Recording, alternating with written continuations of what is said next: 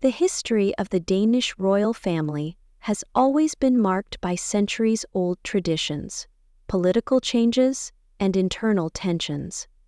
A vivid example of these intersecting forces is the life of Count Ingolf of Rosenborg, who, despite being born a prince and being one of the potential heirs to the throne in his childhood, saw his destiny change in the most radical way. Today, at 84 years old, Ingolf calmly reflects on the bitter moments that divided the family and rejoices in the peace he managed to restore after long efforts with his cousin, Queen Margrethe II.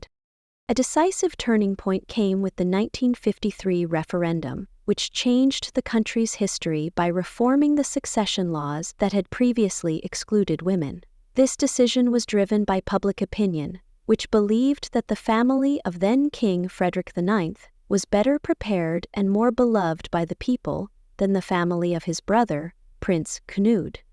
Until that moment, Prince Knud, the father of Ingolf, was considered the presumptive heir because he had two sons.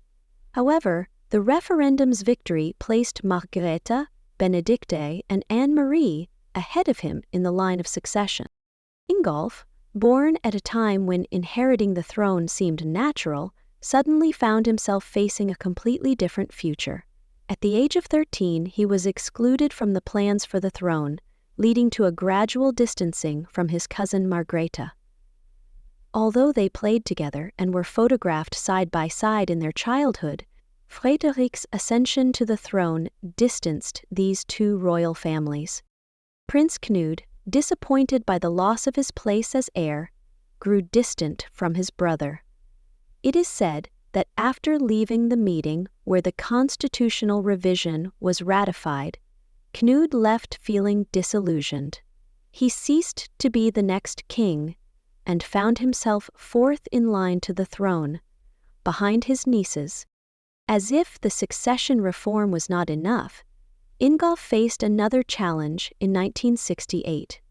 By marrying Inga Thoring in a civil ceremony, a woman of common origin, he was forced to renounce his right to the throne, although his chances were already minimal, and the title of prince. It was then that he adopted the title Count of Rosenborg, which, despite its aristocratic sound, emphasized the difference between those who remained closer to the crown and those like him who were forever sidelined. His marriage to Inga lasted until 1996, when he was widowed. Over time, Ingolf found hope again and married lawyer Susie Hjorhoas in 1998, with whom he lives at the Egeland estate in Östersorup. Here, for many decades, the Count has led a modest life connected to agricultural activities, a passion, he says, has accompanied him since childhood. In the new circumstances following the change in succession laws, Ingolf, understanding that he no longer had real chances to ascend to the throne, pursued agricultural education. In 1967, he acquired the Egeland farm near Kolding and began working as a full-fledged farmer. The Count nostalgically recalls how, over time, he had to give up independent planting and harvesting due to mobility issues. Nevertheless, this life, far from the palace's glamour, brought him the peace that seemed unattainable during the eventful years of his youth. Count Ingolf never had children, and in recent years he had to endure the loss of his brother and sister, Princess Elizabeth and Count Christian of Rosenborg. They also chose a similar path by marrying ordinary people, which placed them in the same position of distancing from the crown. Despite everything, Ingolf keeps the memory of the family's past, which he believes shaped his character and prepared him for the personal challenges he had to overcome. With the passing of time, and after Knud's death, Ingolf decided to mend relations with his cousin. He reached out to Margrethe II, despite his mother's, Princess Caroline Matilda, the widow disagreement, who did not understand his desire for reconciliation. The Count wanted to put old grievances behind him, and he says he now considers this decision the right one, believing that the wounds of the older generation should not turn the young into eternal rivals.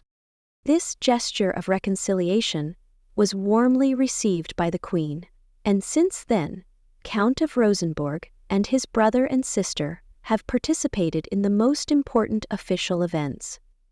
Over time, old grievances were forgotten, affecting not only the Count himself and Ingrid, the mother of Margrethe II, but also the overall atmosphere within the family and around the royal house. Although it is hard for him to imagine how his life could have turned out as the King of Denmark, Count Ingolf will, in one way or another, remain a part of his country's monarchy history. The Count seemingly harbors no resentment, even when someone curious, though rarely, asks if he regrets losing the throne. He always replies that he is satisfied with how his destiny ultimately unfolded. "I'm glad I'm not in their pants," he exclaims humorously, referring to the responsibility borne by the crown. He says he has warm and respectful relations with Queen Margrethe II and her family. From her side, the Queen appreciates that her cousin supported her during the most important moments of her reign. Thus, Ingolf's experience reminds us that true nobility lies not only in titles or one's place in the line of succession, but also in the courage to aptly accept changes and reconcile with the past, to live the present with gratitude.